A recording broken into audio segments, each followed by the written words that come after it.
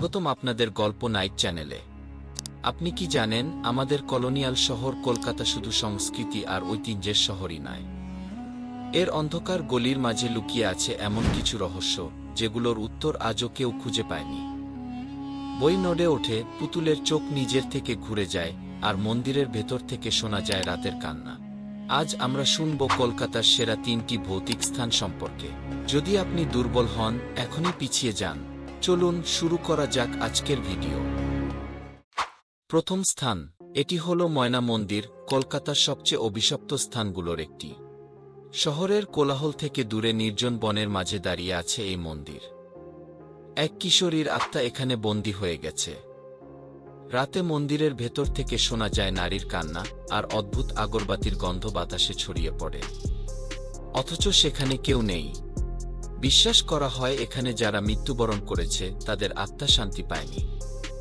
তারা এখনও এখানে ঘুরে বেড়ায়। স্থানীয়দের মতে রাতে এই মন্দিরের পাশ দিয়ে গেলে কারো নিঃশ্বাসের শব্দ শোনা যায়, যেন কেউ খুব কাছে দাঁড়িয়ে আছে, অথচ আশেপাশে কোনো মানুষ নেই। দ্বিতীয় স্থান, কলকাতার পুতুল বাড়ি। এই বাড়িতে ঢোকার আগে মানুষ ফুল আর ধূপ জ্বালিয়ে প্রার্থনা করে। কেন জানেন? শতাব্দী পুরনো এই অট্টালিকার ভেতরে রাখা রয়েছে অগণিত পুতুল, যাদের চোখ নাকি মানুষের চোখের দিকে তাকিয়ে হাসে। কলকাতার জমিদাররা এখানে নাচগান ও অত্যাচারের আসর বসাতেন। বলা হয় সেই নির্যাতিত নারীদের আত্মা আজও এই বাড়িতে বন্দী।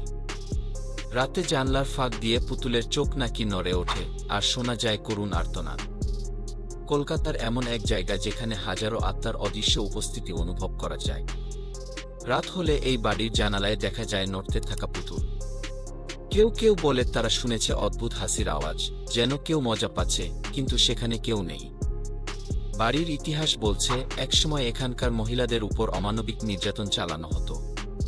তাদের আত্মা নাকি আজও মুক্তি পায়নি। এই বাড়ির দিকে ক্যামেরা তাক করলেই নাকি ফোন বন্ধ হয়ে যায়, রেকর্ডিং থেমে যায়, যেন কেউ চায় না এই রহস্য বাইরে আসুক।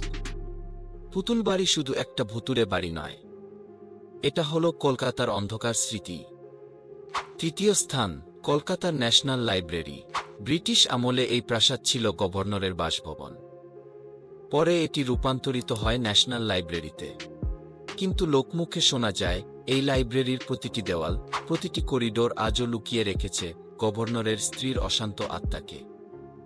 রাতের বেলায় লাইব্রেরির ভেতর থেকে নাকি শোনা যায় পায়ের শব্দ, ফিসফিসানি আর বুক কাঁপানো নিঃশ্বাসের আওয়াজ।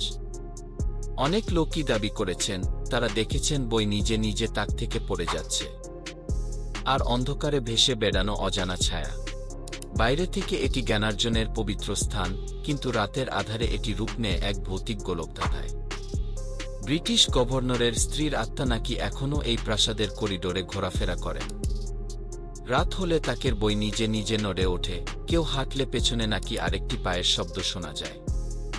স্টাফদের মধ্যে অনেকেই বলেছেন তারা দেখেছেন সাদা পোশাক পরা এক মহিলা করিডোরের অন্ধকারে মিলিয়ে যাচ্ছে।